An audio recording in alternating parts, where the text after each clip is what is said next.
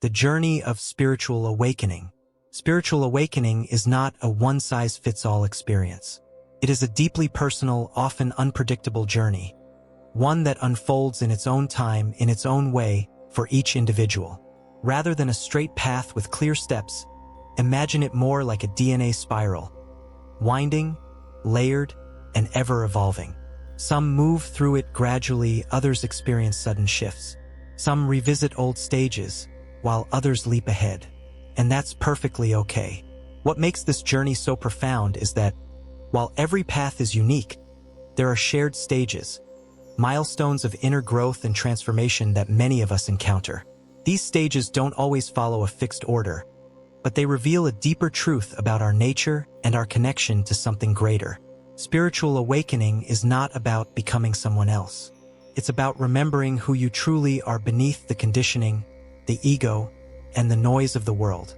It's about peeling back the layers and reconnecting with the essence that's always been there. At times, the path can feel disorienting or even isolating. But with each step, you come closer to a deeper awareness, a more authentic way of living, and a sense of peace that doesn't depend on external circumstances. In this journey, there is no finish line, only a continuous unfolding. And whether you're just beginning or well along the path, know this: you are exactly where you're meant to be. Stage 1. Unconsciousness, the beginning of awakening. At the very start of the spiritual journey lies the stage of unconsciousness, a place where most of us begin, though few realize we're there. It's a state where life is lived through the lens of the ego, and every thought, every emotion, every reaction is mistaken for the whole truth of who we are. In this stage, we don't yet see ourselves as separate from our thoughts or feelings. We are the anger, the fear, the anxiety. We live from one emotional wave to the next, reacting instead of responding, surviving instead of truly living. Our sense of control feels limited. Life seems to happen to us, and we move through it on autopilot, shaped more by past wounds and unconscious programming than by conscious intention. Here, the ego clings tightly to its identity, built from stories, traumas, achievements, and failures. This grip makes it hard to see others clearly. We judge, compare, and project, not out of malice, but because we're looking at the world through the foggy glass of our own unhealed experiences. This is often a painful stage. We may feel lost, frustrated, stuck in patterns we don't understand but can't seem to break. Relationships may feel draining. The world may seem hostile or unfair. But here's the miracle. Even in the depth of unconsciousness, a seed of awakening is quietly stirring. One day, through a moment of stillness, a deep hurt, or a sudden insight, something shifts. We begin to notice the patterns. We start to question the voice in our head. We feel a subtle pull toward something more. This awareness, no matter how faint, is the very first step toward transformation. The stage of unconsciousness is not a failure. It is a sacred beginning. It is the soil where the seed of awakening is planted. And every moment of confusion, pain, or inner struggle is actually life calling us back to ourselves. Awakening doesn't mean we must reject the ego, but that we learn to see it for what it is. A story, a structure, not the soul.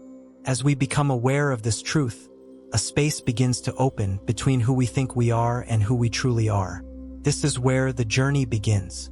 And from this point forward, nothing will ever be quite the same. Stage 2, ego death, the breaking open. As the journey of awakening deepens, we enter one of the most powerful and transformative stages, ego death. It is here that the structures we once called self begin to dissolve. The identity we've clung to, built on roles, labels, beliefs, and expectations, starts to fall apart, often not gently, but with a profound sense of disorientation. Ego death is not about physically dying. It's the unraveling of the tightly woven story we've told ourselves about who we are. We begin to realize that our identity, whether shaped by gender, age, culture, religion, or past experiences, is not our essence. The image we've spent a lifetime building no longer feels like home. This stage often feels like a void. The mental constructs that once gave us certainty begin to crumble. Ideas about life, purpose, even God, are questioned or stripped away. What's left is a sense of emptiness, a silence that can feel both liberating and terrifying. But within that emptiness, something sacred is happening. We begin to notice the observer self, the quiet presence within that watches thoughts and emotions without getting entangled in them. For the first time, we sense that we are not the anger, not the fear, not even the personality. We are the awareness behind it all. This realization cracks open a deeper truth. The ego is a construct, not the core of who we are. The death of the ego can feel like losing everything, but it's really the beginning of finding everything. In releasing the false self, we create space for the true self to emerge. A self not built on fear or validation, but rooted in presence, stillness, and authenticity. This stage can be unsettling. Without the ego's stories, we may feel unanchored.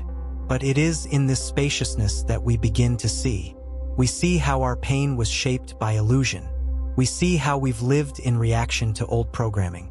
And most importantly, we see that we have the power to live differently. Ego death is not an end, it is a sacred undoing. A necessary breaking that allows something truer, deeper, and infinitely more real to rise within us.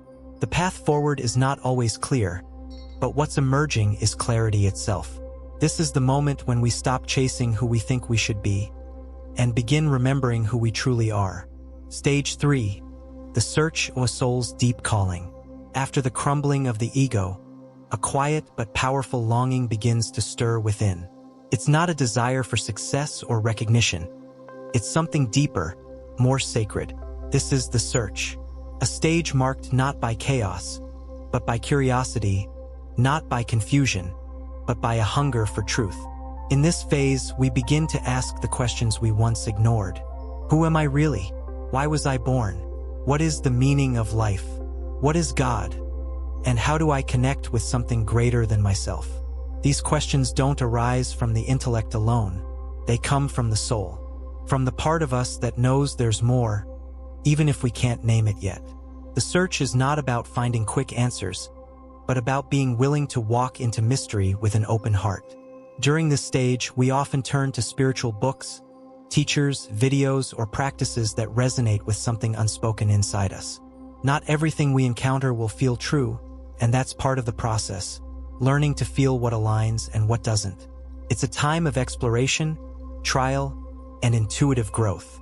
We might begin meditating, journaling, praying, sitting in silence, watching the sunrise and feeling, maybe for the first time, deeply connected to something beyond words. We might feel drawn to nature, ancient wisdom, or spiritual traditions we had never considered before. And all the while, something begins to shift. Instead of seeking outside validation, we start turning inward. We begin to trust the inner compass, that subtle, quiet guidance that says this feels right or this doesn't resonate anymore. The search can be both beautiful and overwhelming. There may be moments of clarity, followed by periods of doubt.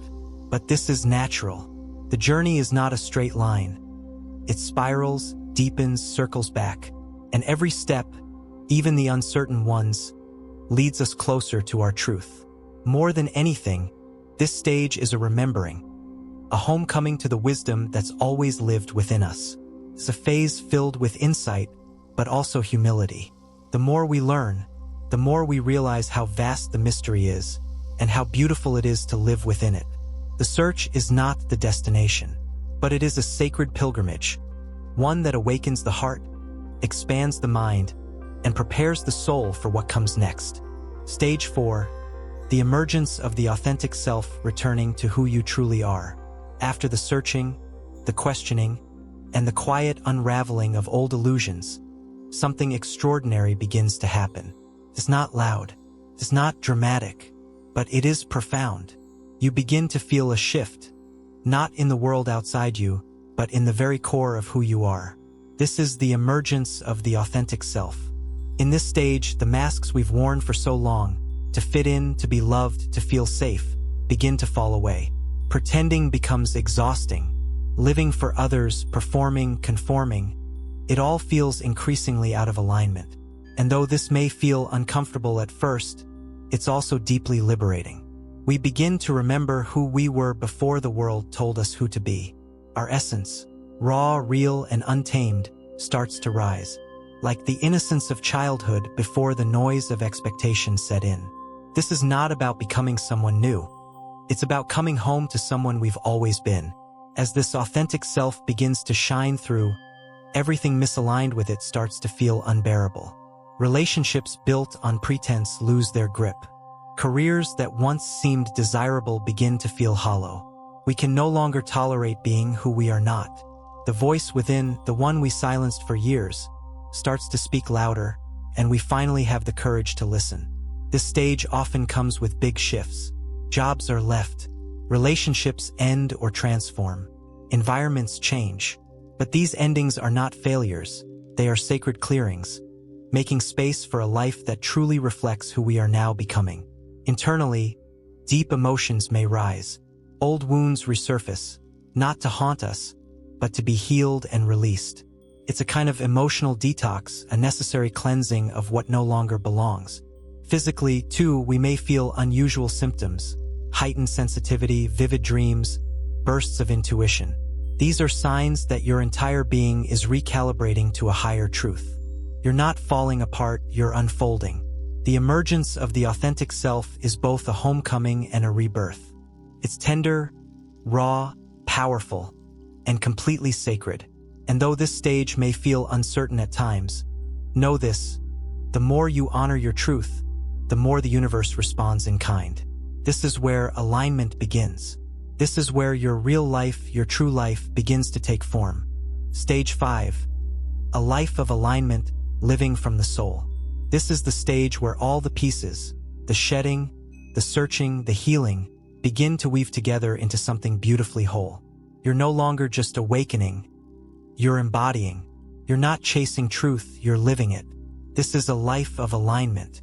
In this stage, there's a deep, unshakable connection with who you truly are. You've moved beyond ego. You've honored your authentic self. And now you begin to live in harmony with your soul, your body, your mind, and the world around you. It's not a perfect life. There are still challenges, still human emotions, still days of doubt. But the difference is, now you meet those moments with compassion instead of criticism. You've learned to hold space for yourself like a wise, loving parent, offering grace instead of judgment. Self-love becomes more than an idea. It becomes your foundation. You embrace your flaws, your shadows, your light. All of it is welcome here. And as your heart softens toward yourself, it naturally opens to others. You begin to see people not as threats or problems, but as souls, each on their own unique path, each doing the best they can with the awareness they have. You no longer feel the need to control or fix everything. Instead, you live in flow. You trust the unfolding. You act from inner truth, not from fear or people-pleasing. Choices feel clearer. Boundaries feel natural.